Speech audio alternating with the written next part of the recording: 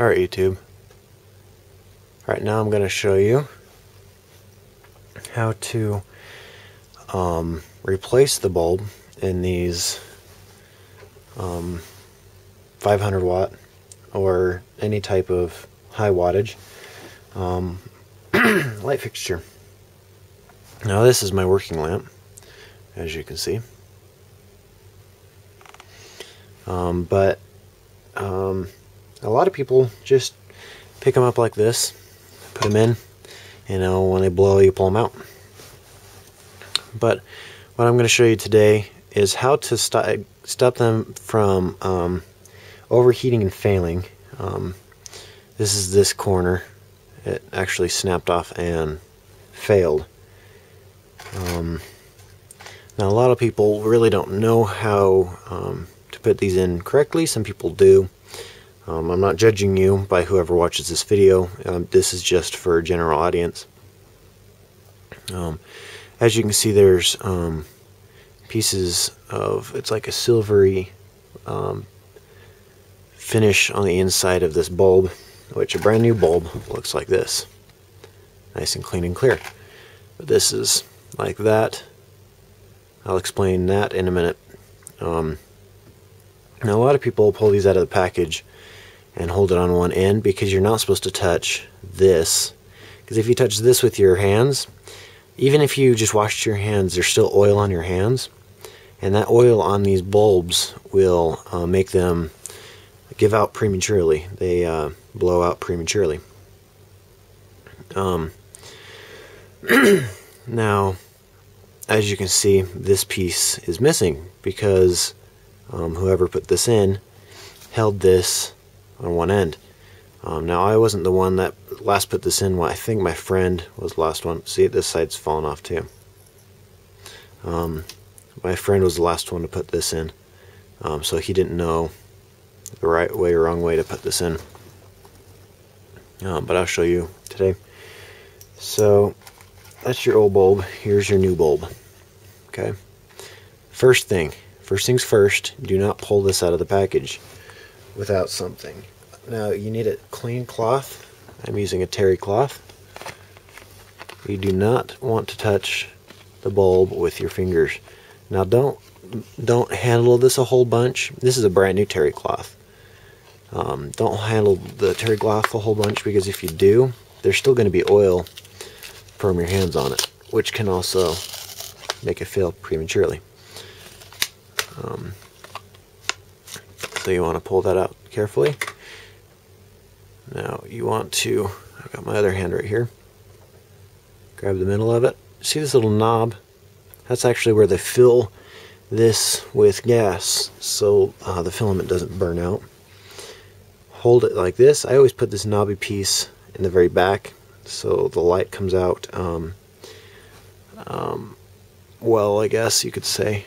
Now you want to just snug this in here like you're supposed to. Put it in one side and push, but this one is particular about which side you push in first.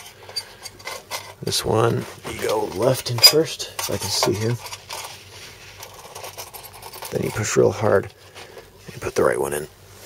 Make sure it's snapped in correctly. It's sitting, there's little lobes on either side of this light fixture. There we go. That's in correctly, beautifully. There are little lobes that, here's this piece that's broken off. As you can see there, that's an indent right here.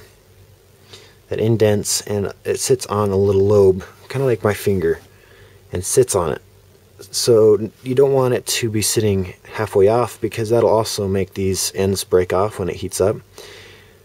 So you want it perfectly centered. Make sure it's centered on both sides. And another little tip here before I end this video is I also found if you just flip the light on for maybe like 5 minutes and then shut it off again, and then you come back in a little bit later and turn it back on and then shut it off again, that turning on and off, on and off, on and off, that also makes these fail prematurely. Now why, I'm not sure. But I found when you turn it on and off, on and off, on and off, you have this silvery stuff that builds up over time. I think it's because It takes a little bit for this bulb to heat up for it to work correctly or something like that. I'm not exactly sure of the science on it. But I always turn the bulb on, and I'll leave it on for at least 10 to 15 minutes while I'm working. Now if I'm in my shop and I need a light like this, and I'm only going to be in there for 5 minutes, I won't turn this on. Just because of the fact that I'm only going to be in there for 5 minutes.